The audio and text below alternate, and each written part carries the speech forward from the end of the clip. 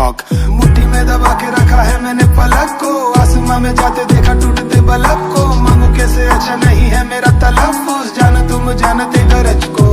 हाथों में कुछ नहीं है फिर भी मान